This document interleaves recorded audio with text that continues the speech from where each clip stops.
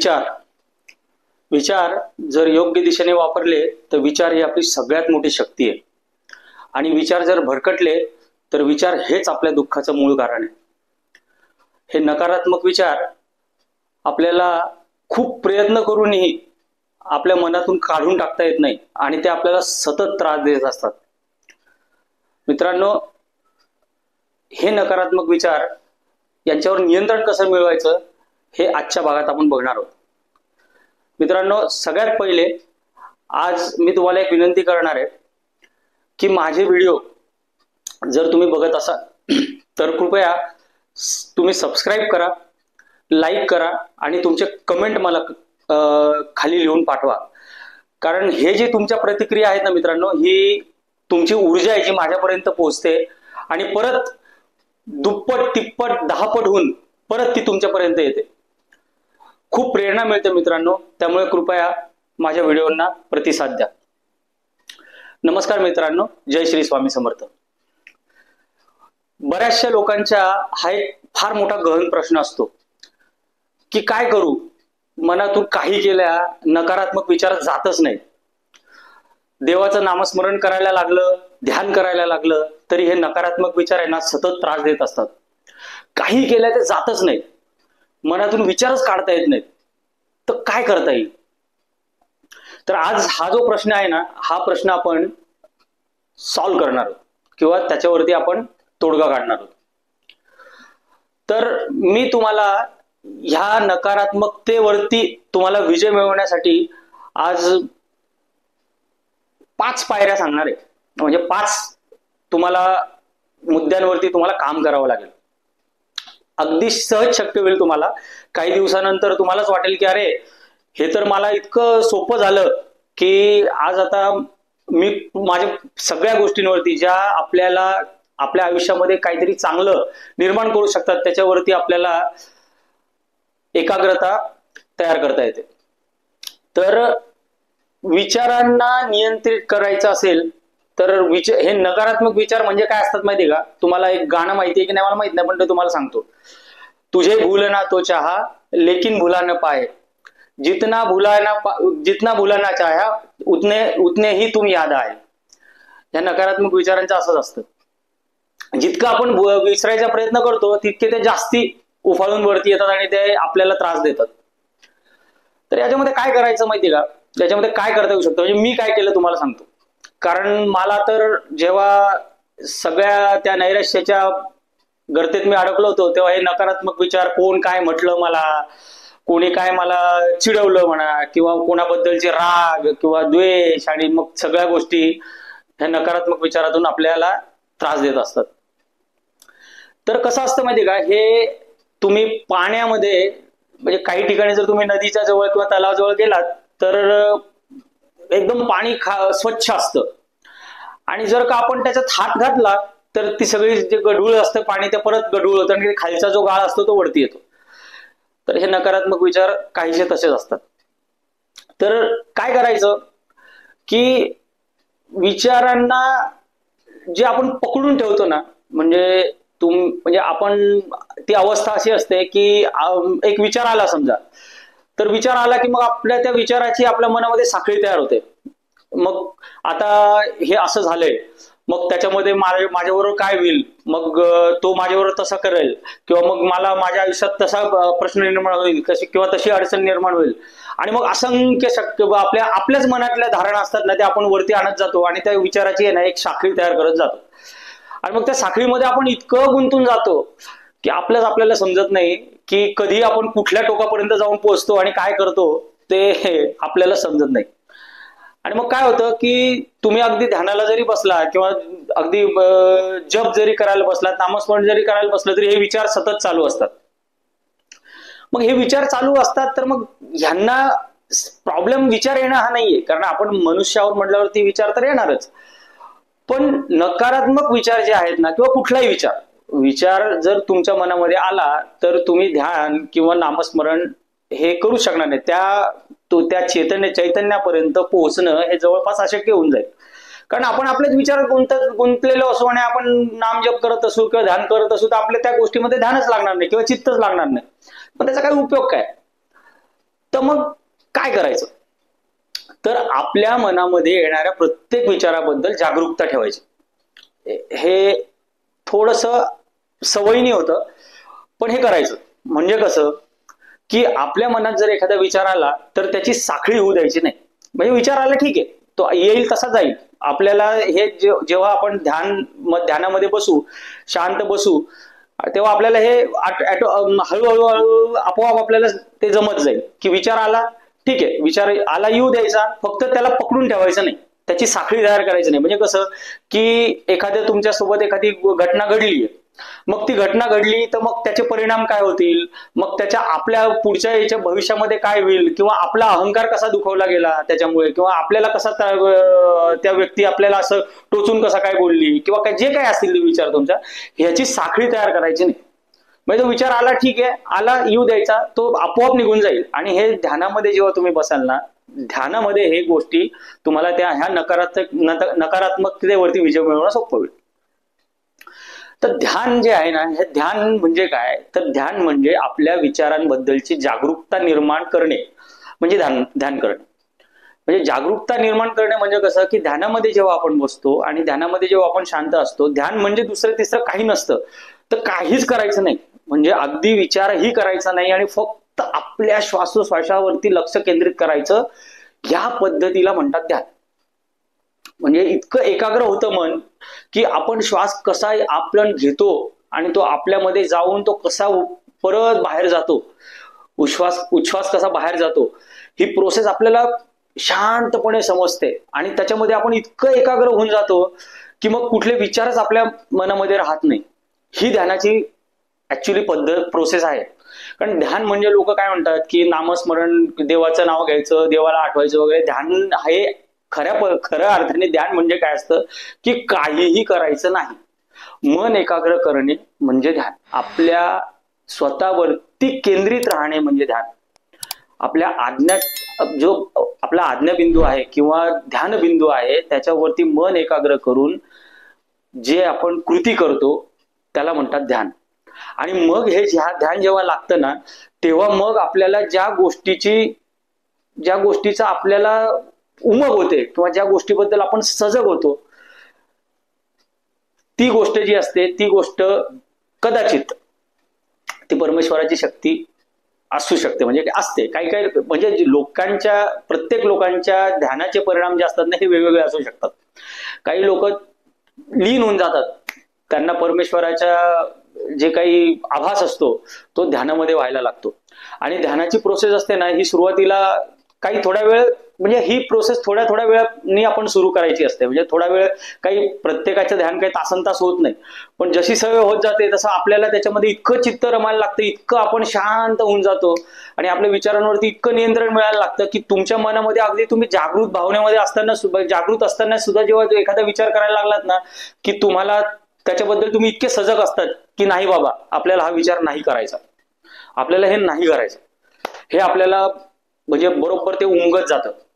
आणि हे नकारात्मक विचार काढण्याची सगळ्यात चांगली पद्धत आहे की विचारांवरच्या बद्दल आपण जागरूक राहायचं आणि तो विचार जो आहे त्याची साखळी तयार करायची नाही. म्हणजे त्याचे जे परिणाम, भविष्यातले परिणाम किंवा मग त्याच्याबद्दल भूतकाळात काय घडलं, ही साखळी तयार होणे म्हणजेच मग हे नकारात्मक विचार असतात. आणि मग ते आपल्या सकारात्मक बाजूला सुद्धा किंवा सकारात्मक गोष्टींना सुद्धा पुढे येऊ देत नाही. हा त्याच्यातला सगळ्यात मोठी अडचण असते. तर मित्रांनो, मनाला हे जे नकारात्मक विचार असतील ना, ह्या नकारात्मक विचारांच्या साठी करण्याची ही तर एक पहिली पायरी झाली. दुसरी पायरी काय आहे याच्यामध्ये की मनाला आपल्याला स्वस्थ ठेवायचंच नाही, म्हणजे त्याला काम द्यायचं आपल्याला सतत. आपल्याला जे हवं ते त्याला काम द्यायचं. आता मी काय केलं तुम्हाला सांगतो. मी स्वतःला वाचनामध्ये, म्हणजे माझ्या बरोबर जेव्हा मी नैराश्यामध्ये होतो, माझ्या काउन्सिलरने मला सांगितलं की तुम्ही एक 6 महिने दादा बाहेरच पडू नका, घरामध्येच राहा. कारण तुम्ही बाहेर पडले की मग तुम्हाला ते तुमच्या ताण येईल तुम्हाला, किंवा मग त्याच्यातनं परत तुमची अवस्था जी आहे ती, कारण थोडंफार माझं काही त्यांनी मला व्यायाम आणि काही गोष्टी, काही औषधही होती, ती पण दिली होती, पण त्याच्यासोबत त्यांनी मला सांगितलं होतं की तुम्ही घरामध्ये राहून काहीतरी, तुम्हाला वाचण्याची आवड असेल तर तुम्ही काहीतरी करा किंवा वाचा. तर मी काय केलं, मी ठरवलं की एक विषयाचा अभ्यास करायचा खोल, जो काही आपल्याला करता येईल. कारण मी घरातनं बाहेर पडायचोच नाही, घरातनं उंबराच्या बाहेरच पडायचो नाही. मग माझ्या बायको मला म्हणजे घरात जे काही मला लागेल त्याच्यासाठी ते सगळं आणून द्यायचे, पुस्तकं वेगवेगळी. मग मी एक विषय घेतला की मला आपला जो धर्म आहे ना, त्या धर्माचा अभ्यास करायचा आहे. हे जे आहे माझ्याकडे 6-8 महिने त्यामध्ये वाचून काढायचं, जे आपल्याला ज्या पद्धतीने जाता येईल किंवा जे जे काही आपल्याला साहित्य याच्याबद्दल वाचता येईल, आपला धर्म, आपली संस्कृती याच्याबद्दल जे काही आपल्याला अभ्यास करता येईल तो अभ्यास करायचा. मग मी ते वाचून काढलं आणि त्याच्यामुळे जे काही मला समजलं तो दृष्टिकोन तयार करून मी आज तुमच्या समोर बसलोय. की मी माझ्या मनाला नकारात्मक विचार येऊ द्यायला मी स्थानच दिले नाही. मी खाली मन म्हणतात ना, ते खाली मन शैतान का घर, ते अगदी खरंय. मन खाली असलं की मग वेगवेगळं, मग ते त्याच्यामध्ये शैतान वास करायला लागतो. त्याला खाली खरं ठेवायचंच नाही. अभ्यास करा. अजून त्याच्यामध्ये तुम्हाला वेगवेगळ्या सामाजिक कार्यामध्ये तुम्हाला हे करता येईल. म्हणजे असं काहीतरी काम करायचं की ज्याच्यामुळे ते निस्वार्थी असलं पाहिजे.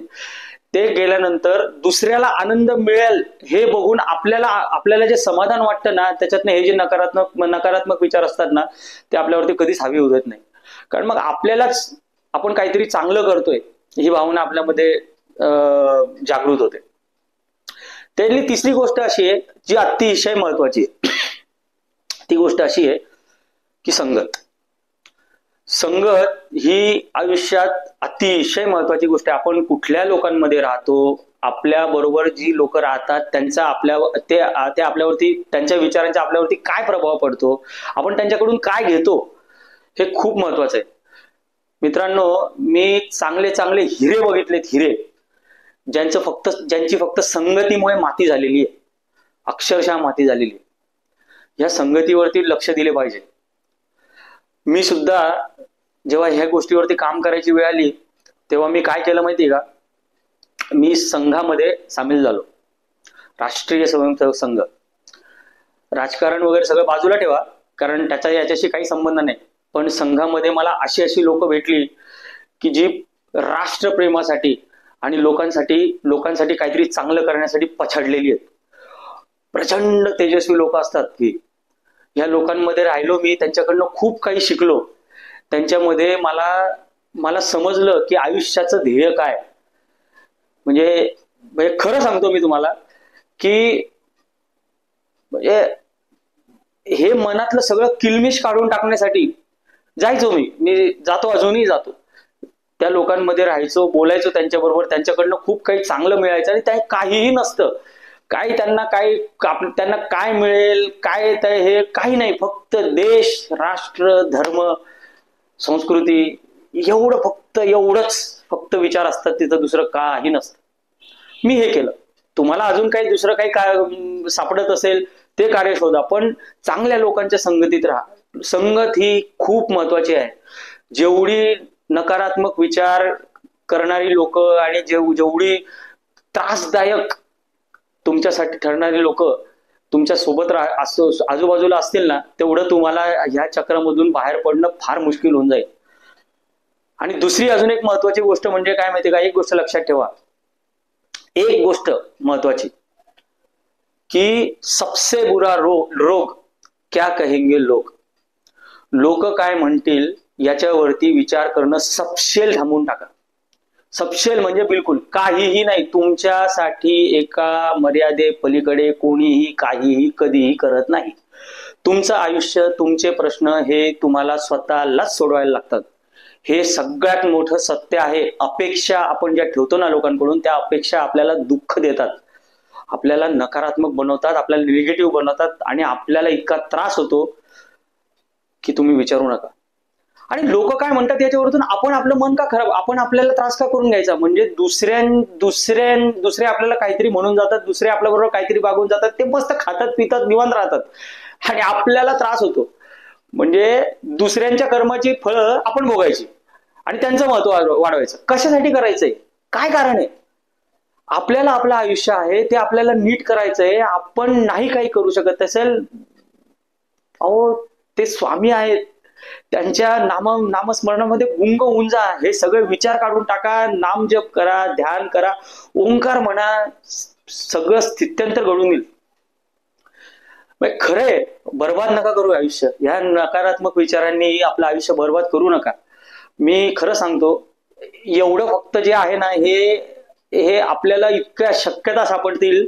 ह्या विचारांवरती जर का आपण नियंत्रण मिळवायला शिकलो ना, तर आपण आपलं आयुष्य हे आपण कुठं घेऊन जाऊ शकू तुम्ही कल्पना पण नाही करू शकणार. आणि मी तुम्हाला त्याच्यासाठी सांगतोय की ह्या विचारांवरती पूर्ण नियंत्रण मिळवण्यासाठी आपल्या विचारांवरती पूर्णपणे आपण जागृत असलं पाहिजे, पूर्ण सजग असलं पाहिजे. आपल्या परवानगीशिवाय आपल्या मनातला कुठल्याही विचाराची साखळी तयार झालीच नाही पाहिजे. इतकं नियंत्रण पाहिजे. तुमची परवानगी पाहिजे कुठलाही विचार तुमच्या मनामध्ये ताण निर्माण करायला. आणि हे होऊ शकतं. आणि हेच करायचं आहे आपल्याला. आणि हेच जेव्हा आपण करू ना, तेव्हा मग तुम्हाला सांगतो, तुमची भक्ती जी आहे ना, तुम्ही पूर्णपणे भक्तीच्या समुद्रात बुडून जाल. तुम्ही ते स्वामी तुम्हाला साक्षात दर्शन देतील.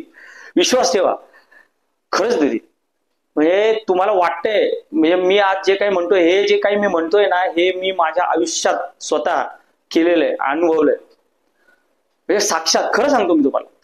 दुसऱ्यांना प्रेम द्या म्हणजे तुम्ही परमेश्वरापर्यंत पोहोचू शकाल. म्हणजे प्रेम हे एकच गोष्ट आहे. स्वर्ग आणि नरक काय आहे? तुम्ही जे आज हे सगळ्या नकारात्मक विचारामुळे जे यातना, जे दुःख भोगताय ना, हे नरक आहे.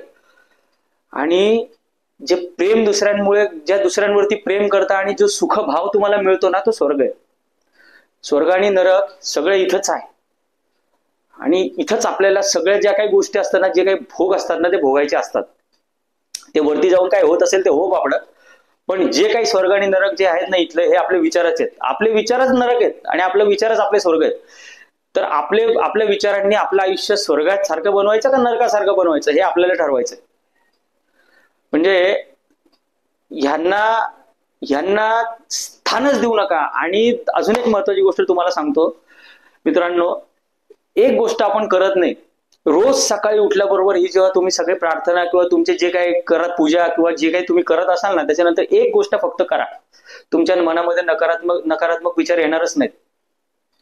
आज पहिले काय करा, बसा आणि जे काही तुमच्याकडे चांगले आहे ना, त्याची एक यादी तयार करा. तुमच्यामध्ये जे काही चांगले गुण असतील, म्हणजे तुम्ही कोणीतरी गाणं म्हणू शकत आहे, कोणाचा छान आवाज असेल, कोणामध्ये काहीतरी खूप छान बोलण्याची कला असेल, किंवा कोणामध्ये काहीतरी छान स्वयंपाक करायची कला असेल, किंवा कोणी काही वाद्य वाजवत असेल, काहीही, म्हणजे काही ना काही तर अशी गोष्ट तुमच्यामध्ये असेलच की जी तुमच्याकडे म्हणजे जी तुम्हाला आवडत असेल. कारण प्रत्येक आपल्या स्वतःमधले काय आवडतं ते आपल्याला माहितीच असतं. किंवा तुम्हाला देवाने 2 हात दिलेत, 2 पाय दिलेत, 2 कान दिलेत, 2 डोळे दिलेत. तुम्हाला सगळ्या गोष्टी तुमच्या जाणीवेच्या ज्या जागा आहेत त्या सगळ्या त्या परमेश्वराने जशाच्या तशा दिल्या आहेत ना. एकदा फक्त 5 मिनिटं बसा आणि रोज त्या परमेश्वराचे आभार माना की देवा, हे तुम्हाला दिलेस, मी तुझे उपकार कसे फेडू की हे सगळंच्या सगळं माझ्याकडे आहे. आणि विचार करा, ज्या लोकांकडे ह्यापैकी फक्त एक गोष्ट नाहीये, काय करत, कशी जगत असतील लोक. आपल्याकडे सगळं आहे, त्याची आपल्याला किंमत नाही, आपण आभारही मानत नाही देवाचे की देवा तू मला हे दिलंय सगळं.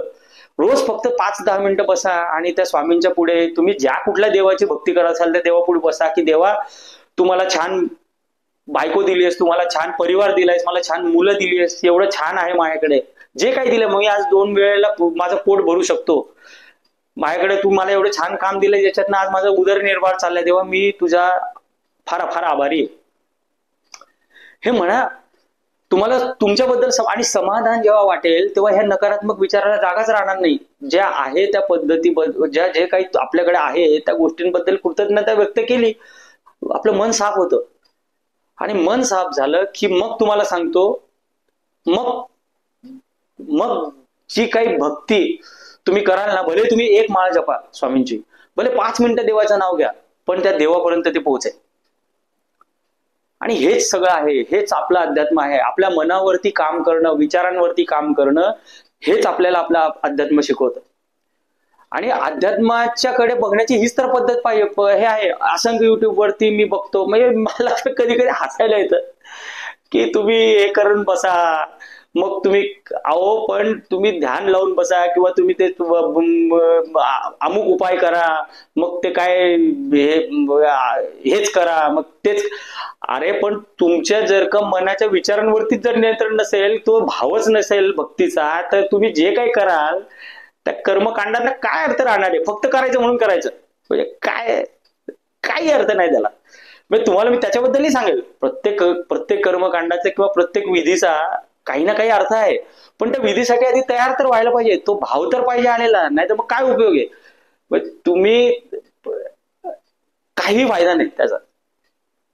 आपण सगळं बोलू, येणाऱ्या प्रत्येक भागामध्ये तुम्हाला मी अशा गोष्टी सांगणार आहे, आणि ते आपल्याला प्रॅक्टिकली बघायचं पूर्ण. म्हणजे मला ते काही मला काही मला अजिबात इंटरेस्ट नाही या गोष्टीमध्ये. म्हणजे काय माझे व्ह्यूज वाढवायचे म्हणून काय वाटेल ते करत सुटायचं, मला नाही करायचं ते. माझ्याकडे जे काही माझे सबस्क्रायबर असतील किंवा जे कोणी माझे बघणारे असतील, तो माझा परिवार आहे, आणि त्या परिवाराला मला जे काही मला देता येईल चांगलं ते मला द्यायचंय.